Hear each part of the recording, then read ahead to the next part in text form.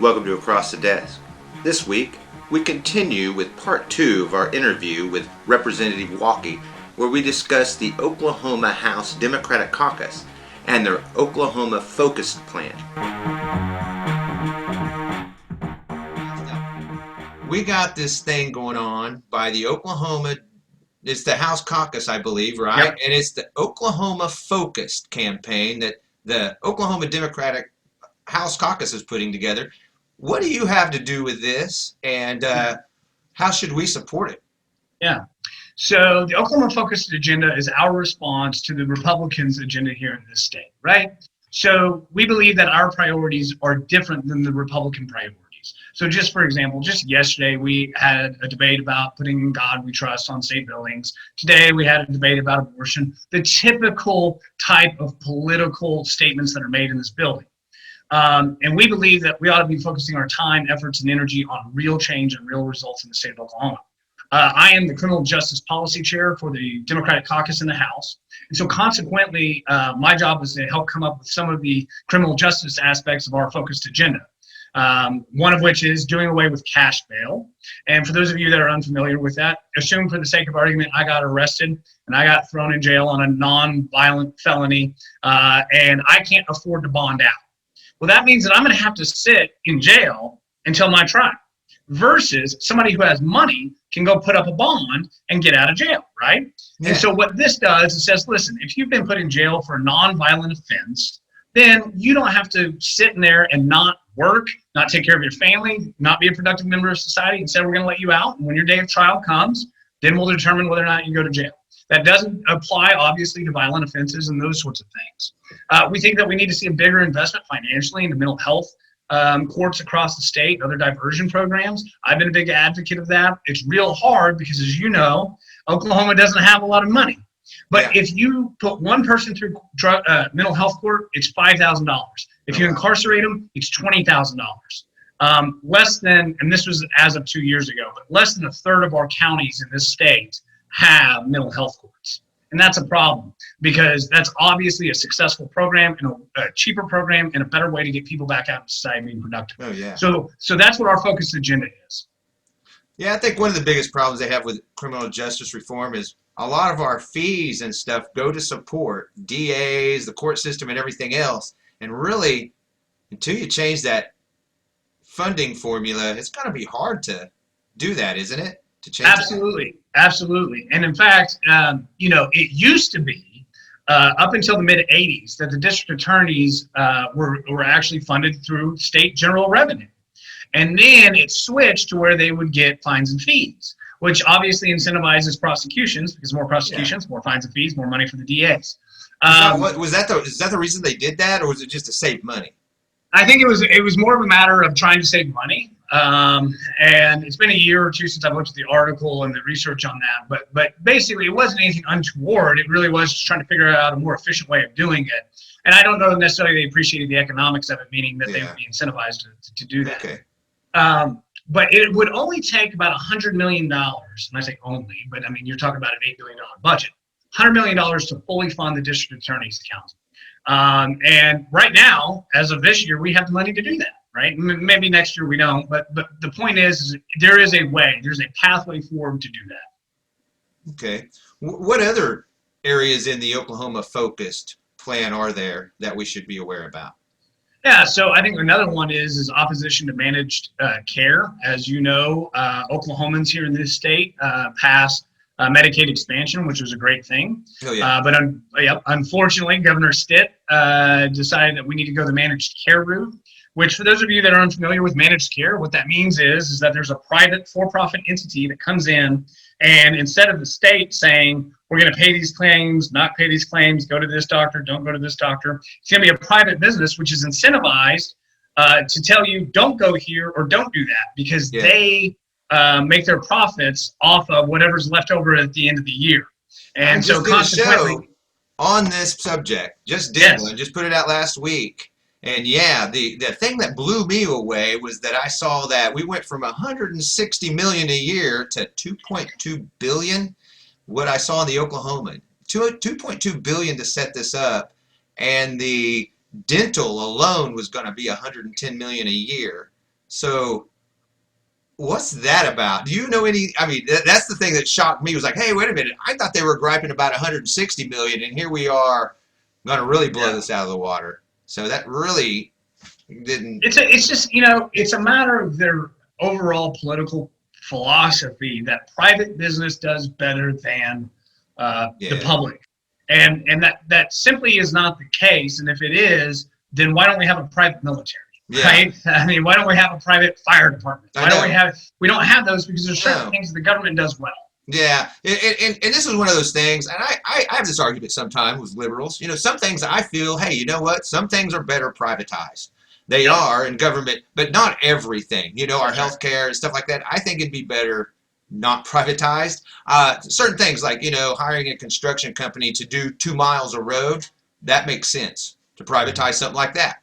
But something that's a perpetual thing, you know, like, hey, we're going to create the biggest school system in the world by giving Epic a whole bunch of money, and then we're never going to be able to get rid of them because now they got all this money, they're able to buy the influence so that it can stay. So I think that's the big problem we see with stuff like that. Yeah. Yeah. So, those, and then obviously we want to invest more in skilled jobs trainings programs. We think that's huge here in this state. I mean, especially with the cost of education going up every year, we continue to increase the cost of college education and those sorts Oh of yeah, things.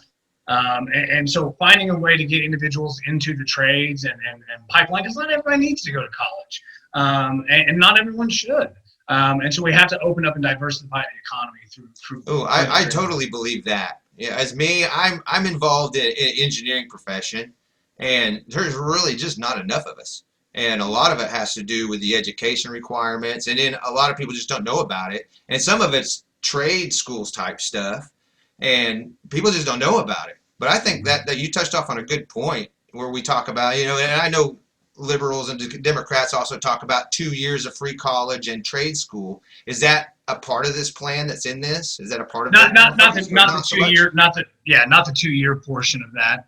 I've always been a big proponent of a kind of a European model of higher ed, right? I don't know that I like them necessarily dividing up as early as they do, like middle school and high school, but I do think that if you are capable and able to perform in a college setting, it ought to be free.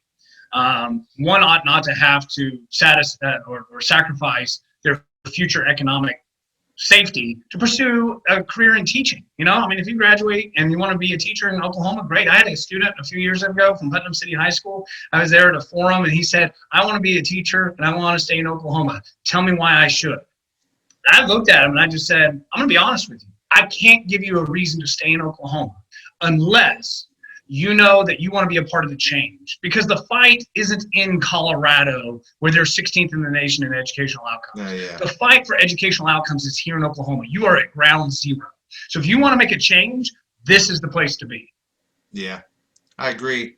And it's always like that and we're a smaller state. We have like what, 4 million people here. Yep. So it's in a smaller state like that. It's actually easier to, I think, create change. Because you don't have so much other people to have to go through it. And there's a competition factor, of course, I guess, because you have less people to have to deal with. But I honestly think, yeah, a state like Oklahoma, where I'm born and raised, 5th generation, is a great place to be if you want to get involved. I really do. Yeah. The other thing I want to talk about now is now we have a U.S. House seat that's used to be held by Kendra Horn. Now we have Stephanie Bice in there, and this seat comes up every 2 years. And I've been noticing Stephanie Bice, she's already campaigning. She's putting stuff out. Please send me $5, $10, $15 because this is a tight district, and I'm going to need all the money I can.